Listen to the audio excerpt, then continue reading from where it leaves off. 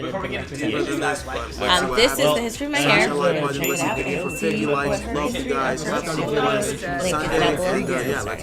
Hair is most often one of the most defining things someone can have to distinguish what kind of person they are. Artsy, sophisticated, Asian, That's why I dyed my hair. bald.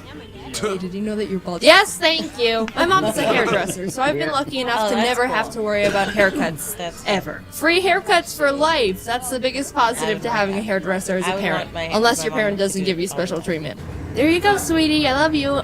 You're so handsome. That'll be $50. But mine does, so that sucks for you. I've never had anyone else cut my hair, and it wasn't until I moved to California that I realized I didn't trust anyone else to cut my hair. Like I said, hair is something that makes an impact on first impressions, and if you get a bad haircut, it's pretty much expressing, hello, nice to meet you. Yes, I do make bad decisions. I've got really dummy thick hair, and a lot of it. People often give me compliments on my dummy thick hair, but it's really not as great as I think it is. I'm sure there's a bunch of ways I can style it to be really cool and nice, but I was cursed with not giving a crap, so most of the time I just try to get by without doing anything. I need a haircut that's just naturally good 99% of the time, because if it's not, then what am I gonna do about it? Just feel dusty that day, that's what. That's the yin to the yang of having a hairdresser parent. Since my mom did my hair every day growing up, I never learned how to do anything good with it myself. And now I'm out of the nest and at the mercy of the hair gods, armed with no skills whatsoever. So that's why I was really nervous about going to a new hairdresser at first. How is a random highly trained professional stylist who's been doing hair for 20 years gonna know anything? No, but they can mess up. My mom knows what I like. But I went to a really good place and they did a good job and I like it. It looks exactly the same and like I didn't spend more money than I should have to get it done. The style I have right now is pretty generic. Bangs that swoop to the side and medium length with layers. I'd also like to mention how it doesn't do the weird tufty swoops like this in real life. I don't know how I ended up drawing myself like this. Also, literally no one can draw it and they complain to me about it when they try, so sorry about that. But something you probably didn't know about me is that I have an undercut, and you wouldn't see it because it's hidden when my hair is down. I'm super sneaky like that. I've had it for probably a year and a half now, and there were two main reasons why I wanted to get it. One, because I was getting bored with my hair and wanted to do something different, and two, because I have way too much hair on my head, and it was driving me insane. Oh my god, it just needed to go. It takes half a day to dry if I take a shower in the morning, and if any slight breeze hits it when it's damp, it'll puff up uncontrollably. You can see my hair sheds much more because they're like long dark snakes all over the place. It looks like the girl from The Ring ran back and forth every single path in my house. They also travel like birds in the wind. I don't know how they do it. I'm pretty impressed with them actually. My roommate will find hairs in their room and clothes. Friends will find them in their house when I've never been there before. There's probably a radius around my house that's just contaminated. Scientists have found that you're never more than 3 kilometers away from a Jaden hair. So getting an undercut, while not a complete solution to my hair problem, was helpful because now I just have less hair to lose. I'm content with the hairstyle I've got now. It's gone through a lot growing up. For most of my childhood, it was pretty long and straight. You can see that when James and I watched my childhood videos. There was one time in 6th grade where my mom accidentally cut it too short and it looked like a coconut,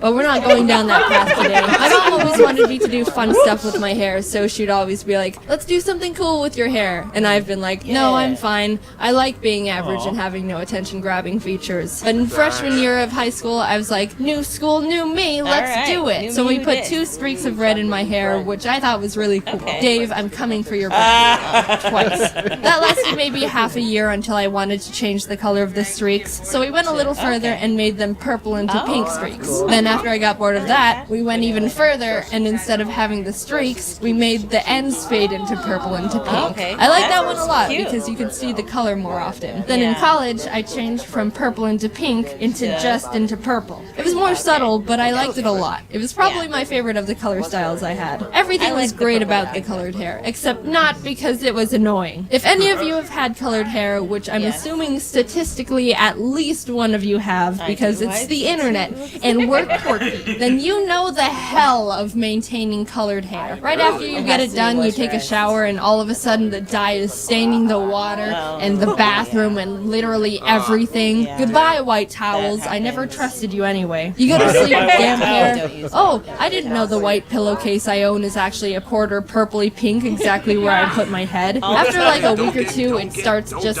straight up looking bad. Everything's faded, and it looks like an ugly straw that isn't a color. So you've got to go back to the salon at least every month to assure people that the ugly straw isn't a decision you made, and it actually does look good, I promise. And if your hairdresser isn't your mom, then sucks for you. That's at least $200 literally down the purple stained drain again. I'm not here to say colored hair is bad and not worth it. I enjoyed it a lot when I had it. I'm just mentioning the law of equivalent exchange that comes with having really dope looking hair. Would I have colored hair again?